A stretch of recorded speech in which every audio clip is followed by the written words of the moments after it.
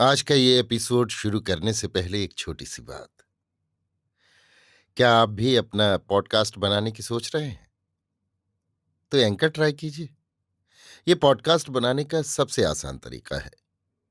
Number 1, ये free है। Number 2, इसमें कई सारे ऐसे टूल्स हैं जो आपको अपने फोन और कंप्यूटर पर रिकॉर्ड और एडिट करने की फैसिलिटी देते हैं। नंबर 3, आप अपने पॉडकास्ट को डिस्ट्रीब्यूट भी कर सकते हैं, जिससे इसे स्पॉटिफाई और दूसरे प्लेटफॉर्म पर सुना जा सके। तो डाउनलोड कीजिए फ्री एंकर ऐप या विजिट कीजिए anchor.fm पर अपना पॉडकास्ट स्टार्ट करने के लिए। ये तो थी एक छोटी सी जानकारी, और अब शुरू करते हैं एपिसोड का सिलसिला। तो आज के एपिसोड में लीजिए सुनिए सूर्यकांत त्रिपाठी निराला के लिखे उपन्यास प्रभावती का भाग 25, मेरी यानी समीर गोस्वामी की आवाज में। गंगा के उत्तर पार एक दूसरी आढ़त में घोड़े छोड़कर वीर सिंह और यमुना पैदल कान्यकुब्ज जाए। देखा, राम सिंह के कैद होने की वैसी हलचल नहीं जैसी राजा महेंद्रपाल के छुटकारे के बारे में है। लोग कह रहे हैं ये सारी सिंधु की हुई कारस्तानी थी। वो राजा महेंद्रपाल को चाहती थी, लेकर भाग गई। एक दूसरे बेवकूफ धोबी को उनकी जगह फंसा गई। वे चिट्ठियां राजा महेंद्रपाल की छीनी हुई थीं। उन्होंने उनसे काम निकालने के लिए सिंधु को दी थीं। वीर सिंह को यह समझते देर न हुई कि चिट्ठियां जबकि राम सिंह के पास थीं और उन्हीं चिट्ठियों के कारण वो गिरफ्तार हुआ है, तब सिंधु से राम सिंह का भला बुरा कोई संबंध जरूर रहा होगा और नर्तकी सिंधु राम सिंह की मर्जी के खिलाफ राजा महेंद्रपाल को छुटा न सकती थी। पुनः कुछ पहले महाराज शिव स्वरूप को मिली विद्या नाम की एक नर्तकी के समाचार यमुना से वीर सिंह को मिल चुके थे। निश्चय किया ये विद्या ही सिंधु है। विद्या नाम की कान्यकुब्जेश्वरी की कोई नर्तकी नहीं। इसकी राजा महेंद्रपाल के वंश की ओर सहानुभूति है, ये प्रमाण मिल चुका है। शिवस्वरूप महाराज के कहने के अनुसार ये उनकी जान पहचान की है। कुछ हो आगे मालूम हो जाएगा। वीर सिंह ने यमुना से सलाह ली। ये सब पता वीर सिंह ने राम सिंह के अड्डे पर सन्यासी वेश में रहकर लगाया। वहां धोबी और धोबिनें रहती थीं। वे सब पछाह के रहने वाले थे। सन्यासी वेश वीर सिंह का नाम बाबा अमरनाथ था।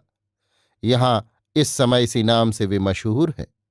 राम सिंह जैसे कुछ साथियों को उन्होंने सिखलाकर तैयार किया था। ये लोग इनकी तपस्या का प्रचार कर रहे थे और कह रहे थे कि बाबा जी की निगाह में बड़े छोटे ऊंच नीच का भेदभाव नहीं, वे सभी को सम देखते हैं, मंत्र देते हैं। इससे कुछ धोबी पहले पहल फंसे, फिर उनकी देखा देखी उनकी बिरादरी के और दीक्षित हुए। फिर बाबा जी ने सलाह दी कि कान्यकुब्ज में चलकर बसा जाए तो फायदा ज्यादा होगा। धोबियों का एक गिरोह इस तरह कान्यकुब्ज में आकर बसा। राम सिंह साथ आया। ये यहां रहकर कार्य की सिद्धि करने का एक उपाय हुआ। राम सिंह इनमें धोबी बनकर ही रहता था। आपस में बड़ी प्रीत थी। कभी कभी बाबा जी आते थे। बड़ी आवभगत होती थी। इस बार यमुना को साथ लाकर धोबियों से परिचित कराते हुए कहा कि छंगुनिया की भौजी है, देवर को देखने आई है। धोब ने बड़े स्नेह से मिली। बहुत रोई कि छंगुनिया पकड़ लिया गया है। यमुना भी रोई। फिर सब ढांढस बंधाने लगीं कि अब के सरदार के कपड़े लेकर जाएंगी तो कहेंगी कर नहीं तो डर क्या है।